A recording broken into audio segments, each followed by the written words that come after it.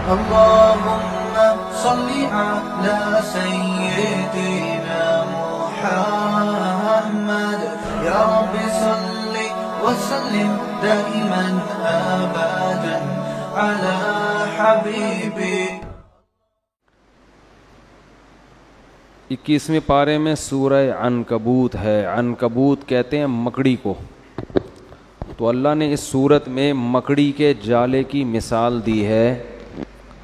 جو لوگ اللہ کو چھوڑ کر دوسروں کو اپنا دوست بناتے ہیں ان کی مثال ایسے ہے جیسے مکڑی کا جالا. آپ نے حفاظت کے لیے پناہ لے لی مکڑی کے جالے میں تو آپ کو اس میں حفاظت نہیں ہو سکتی, کیونکہ بہت کمزور, انسان کے لحاظ سے بہت کمزور جالا ہوتا ہے وہ. باقی مکڑی جن جانوروں کا شکار کرتی ہے ان کی تو ایسی کی تیسی ہو جاتی ہے. میں بچپن میں بہت دیکھتا تھا یہ مکڑی کے شکار کو نا, کیسے مکھی کو پکڑتی ہے, پھر اس کو دھاگوں میں لپیٹتی ہے, گرفتار کر کے لا کے ایک شیلف میں رکھ دیتی ہے, اٹکا دیتی ہے جا کے اپنے جالے میں. ایسے وہ کئی کیڑے مکوڑے مچھر پتنگے تمیز سے اس نے لٹکائے ہوئے ہوتے ہیں, اور جب اس کو بھوک لگتی ہے تو سحری اور افطاری کا بہترین انتظام اس کے پاس موجود ہوتا ہے. اللہ کا نظام ہے, ہر ایک کو اللہ نے اس کے حساب سے بنایا, اس کے حساب سے ہنر دیا, اس کے حساب سے اللہ نے عقل دی. یہ سب اس بات کی علامتیں ہیں کہ یہ کوئی کام آٹومیٹیکلی خود بخود نہیں ہو رہا. اتنا عجیب نظام خود سے نہیں ہو سکتا. یہ جو سورہ عنکبوت ہے اس میں اللہ, یہ جو پارہ شروع ہوتا ہے 21واں پارہ, اس کی ابتدا ہوتی ہے اقیم الصلاۃ ان الصلاۃ تنہی عن الفحشاء والمنکر, کہ نماز قائم کریں, نماز بے حیائی اور برے کاموں سے روکتی ہے. اگر کوئی نمازی آپ کو بے حیائی والے کام کرتا ہوا نظر آ رہا ہے تو دو باتوں میں سے ایک بات ہے, یا تو وہ نماز صحیح طرح سے قائم کر نہیں رہا, یا یہ فرض کر لیں کہ جتنا بچا ہوا ہے نماز کی وجہ سے بچا ہوا ہے. اگر نمازی نہ ہوتا تو اس سے بھی بڑا بے حیا ہوتا.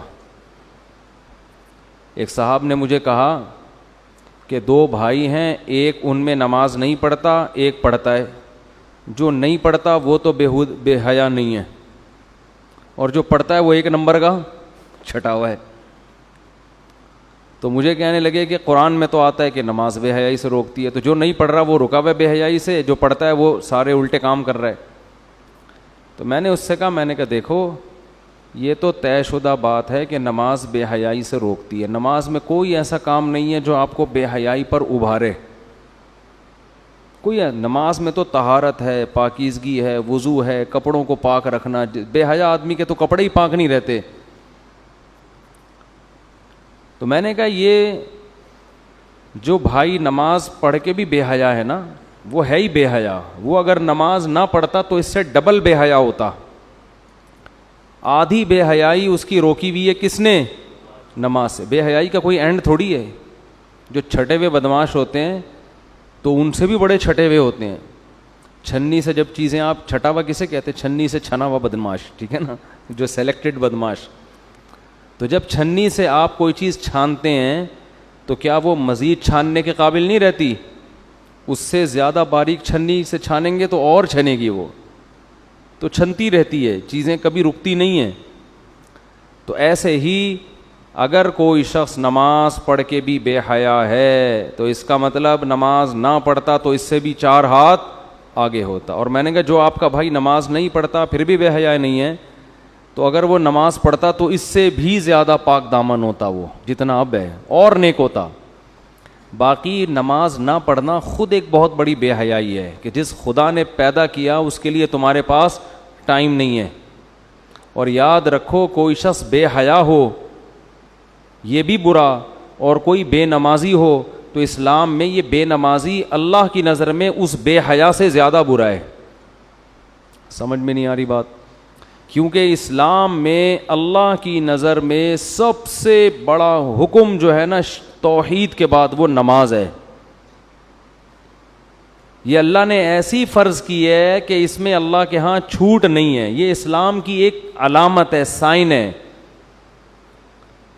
تو اس لیے علماء کہتے ہیں کہ شرک کے بعد سب سے بڑا جرم جو اللہ کی نظر میں ہے وہ کیا ہے؟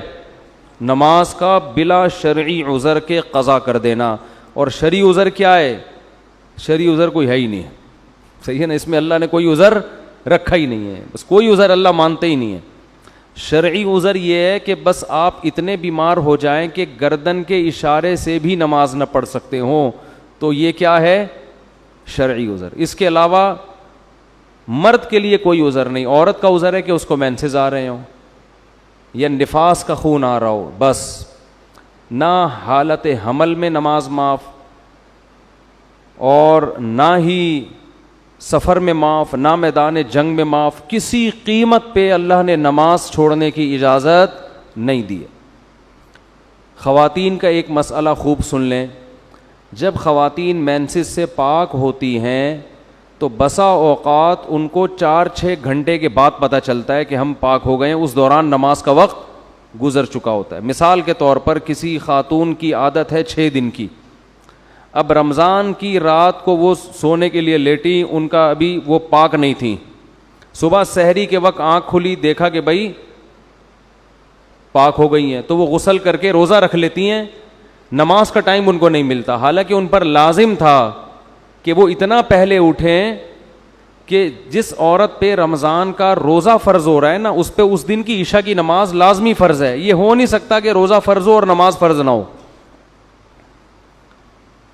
بعض خواتین کیا کرتی ہیں, روزہ تو رکھ لیتی ہیں کہ بھئی ہم طہارت حاصل ہو گئی ہے, لیکن اس دن کی عشاء کی نماز نہیں پڑھتی کہ وہ تو ہم پاک نہیں تھے. تو یہ کیسے ممکن ہے کہ سحری کے وقت میں آپ پاک ہوئے تو سحری کے وقت میں تو عشاء کا وقت باقی ہوتا ہے, تو یہ ممکن نہیں ہے کہ روزہ فرض ہو جائے اور نماز فرض نہ ہو, الا ماشاء اللہ کوئی آخری سیکنڈ میں کسی کے ساتھ ایسا ہوا ہو, تو ہوتا نہیں ہے ایسا.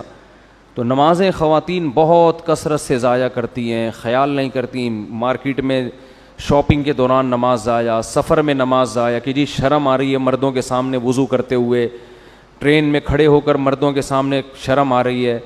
تو اسلام میں نماز پہلے ہے, شرم بعد میں. نماز کے معاملے میں اللہ کے ہاں کوئی عذر قابل قبول نہیں ہے. تو اس لیے تو قرآن یہ نہیں کہہ رہا کہ نماز پڑھو, قرآن کہہ رہے نماز کی حفاظت کرو. تو بہت اہم تاکید ہے اس کی. اس میں اللہ نے یہ بھی حکم دیا وَلَا تُجَادِلُوا أَهْلَ الْكِتَابِ إِلَّا بِالَّتِي هِيَ أَحْسَنُ, کہ جب اہل کتاب سے بحث کرو تو اچھے انداز میں کرو, اسٹائل اچھا ہونا چاہیے. مار دھاڑ والا, گالم گلوچ والا اسٹائل بولو نہیں ہونا چاہیے. اور ان سے کیا کہا کرو, آمنا بالذی انزل الینا وانزل الیکم, بھائی ہم اپنی کتابوں پر بھی ایمان اور تمہاری کتابوں پر بھی ایمان لاتے ہیں, ہم تمہارے پیغمبروں کا انکار نہیں کرتے. اور وَإِلَٰهُنَا وَإِلَٰهُكُمْ وَاحِدٌ, تمہارا اور ہمارا خدا ایک ہی ہے. ہم بھی کہتے ہیں وہی خدا کو مانتے ہیں جس نے تورات اور انجیل کو نازل کیا, تم بھی اسی کو مانتے ہو. تو بہت ساری چیزیں مشترک ہیں, ان پہ آؤ گے تو اختلافی چیزیں خود بخود حل ہو جائیں گی. قرآن کہتا ہے کہ یہ لوگ بار بار کہتے ہیں کہ نبی صلی اللہ علیہ وسلم کوئی معجزہ کیوں نہیں دکھاتے, کوئی نشانی کیوں نہیں دکھاتے. حالانکہ دکھائی بھی تھیں, چاند کے 2 ٹکڑے کر دی اور بہت ساری نشانیاں, لیکن بس وہ بیہودہ اعتراضات, ایسے انگلی سے اشارہ کریں چشمہ بہہ جائے, ایسے یہ کریں یوں ہو جائے, ایسا فرشتہ نازل ہو جائے, بس ایسے نا آرڈر پہ معجزے کہ جو ہم آرڈر دے رہے ہیں ویسا ویسا ہوتا چلا جائے. تو اللہ نے فرمایا وما كنت تتلو من قبلہ من کتاب, اے نبی یہ کتنا بڑا معجزہ ہے کہ آپ ان کے سامنے قرآن پڑھ رہے ہیں, قرآن کی شکل میں کتاب پیش کر رہے ہیں, حالانکہ آپ نے ان کے درمیان طویل وقت گزارا ہے اور آپ اس سے پہلے کوئی کتاب نہیں پڑھتے تھے. کبھی انہوں نے آپ کو نہیں دیکھا کہ کتاب کا مطالعہ کر رہے ہوں بیٹھ, نہ کوئی اسکالر ہیں نہ رائٹر ہیں. اچانک ایسا کلام آپ کی زبان سے کیسے نکلنا شروع ہو گیا. وَلَا تَخُطُّهُ بِيَمِينِكَ, اور نہ آپ کے دائیں ہاتھ نے اس کو لکھا ہے. کبھی انہوں نے نہیں دیکھا کہ نبی قلم لے کے بیٹھے ہوئے ہوں اور الف با تا ثا بھی لکھ رہے ہوں, کوئی تختی لکھ رہے ہوں. تو جو نہ رائٹر ہو نہ مصنف ہو نہ کتاب کو لکھنا جانتا ہو, وہ اچانک ایسا کلام کیسے پیش کر سکتا ہے جس کے مضمون بھی شاندار، جس کے دلائل بھی جاندار، اور جو لوگوں کے دلوں کو ہلا کے رکھ دے، تو یہ خود ایک بہت بڑا معجزہ ہے۔ اس لیے اللہ نے فرمایا آیات بینات فی صدور الذین اوتوا العلم، جس کو ہم نے علم دیا ہے نا آسمانی کتابوں کا، ان کی نظر میں یہ بہت بڑی نشانی ہے، آپ کی نبوت کی ایک بہت بڑی دلیل ہے۔ ڈاکٹر حمید اللہ ایک بہت بڑے اسکالر گزرے، اللہ ان کی مغفرت فرمائے، خطبات بہاولپور کے نام سے ان کے خطبات بھی چھپے ہوئے ہیں، بڑے زبردست محقق تھے وہ، دنیا بھر میں ان کے سفر ہوئے، بہت سے جیپنیز ان کے ہاتھ پہ مسلمان ہوئے، بہت سے فرانسیسی ان کے ہاتھ پہ مسلمان ہوئے، ریسرچ کرتے تھے بہت زیادہ وہ، انہوں نے قرآن کا ترجمہ بھی کروایا فرانسیسی زبان میں، جیپنیز کو بھی دیا، بہت کام ہے ان کا، حیدرآباد دکن کے تھے انڈیا کے۔ تو انہوں نے ایک جگہ لکھا ہے کہ قرآن اور تورات اور انجیل، ہم اگر ان تینوں کتابوں کی اسٹڈی کرتے ہیں نا تو انداز بیان تینوں کا سیم ہے، انداز بیان تینوں کا سیم ہے، آیتوں کا جو انداز اور جملے اور سینٹنس وہ تینوں کے تقریب، یعنی جب آپ الا یہ کہ جو اس میں یہودیوں نے بہت تحریف کر دی وہ تو واضح نظر آ جاتی ہے نا، تو اوٹ پٹانگ چیزیں گھسڑ دی، لیکن طرز تکلم تینوں کا کیا ہے، ایک جیسا ہے۔ حالانکہ فرق کتنا ہے، موسیٰ علیہ السلام کا زمانہ دیکھو وہ زبان الگ، عیسیٰ علیہ السلام کا زمانہ دیکھو وہ زبان الگ، اور آپ صلی اللہ علیہ وسلم تو عرب میں پیدا ہوئے، بالکل ان سے الگ، لیکن تینوں کتابوں کا انداز بیان ایک جیسا۔ یہی وجہ ہے کہ جب حضرت جعفر طیار نے نجاشی جو عیسائی بادشاہ تھا اس کے سامنے سورہ مریم کی تلاوت کی ہے تو وہ رونے لگا بے تحاشا، اور اس نے کہا کہ اللہ کی قسم تورات اور قرآن یہ ایک ہی مشکات کے دو چراغ ہیں، یعنی وہ تو تورات جانتا تھا نا، اس نے کہا یہ دونوں کا انداز سیم ہے، تو یہ ایک ہی مشکات سے نکلے ہوئے نور ہیں، دو چراغ ہیں۔ تو اس لیے اللہ فرماتے ہیں جو اہل علم ہیں وہ جانتے ہیں کہ یہ بہت بڑی نشانی ہے۔ اور پھر اللہ نے فرمایا اولم یکفیہم انا انزلنا علیک الکتاب یتلی علیہم، کیا یہ دلیل کافی نہیں ہے کہ ایک کتاب ان کے اوپر تلاوت کی جاتی ہے؟ کیسے نبی پر وحی کی کیفیات آتی تھیں، ایک جملہ نازل ہوتا تھا اور شدید سردی میں آپ کے پسینے نکلنے لگتے تھے، آپ کا جسم بھاری ہوتا، اگر آپ اونٹنی پہ بیٹھے ہوتے نا، آیتیں نازل ہوتی، اونٹنی آپ کے بوجھ سے زمین پہ بیٹھ جاتی تھی۔ تو یہ ساری چیزیں صحابہ اپنی آنکھوں سے دیکھ رہے تھے۔ مفتی طارق مسعود صاحب کے بیانات سننے کے لیے youtube.com/مفتی طارق مسعود کو سبسکرائب کریں، اور اگر آپ لائیو ویڈیو کو کبھی بھی مس نہیں کرنا چاہتے ہیں تو سبسکرائب کرنے کے بعد بیل آئیکن پہ کلک کرنا مت بھولیں۔ جزاک اللہ۔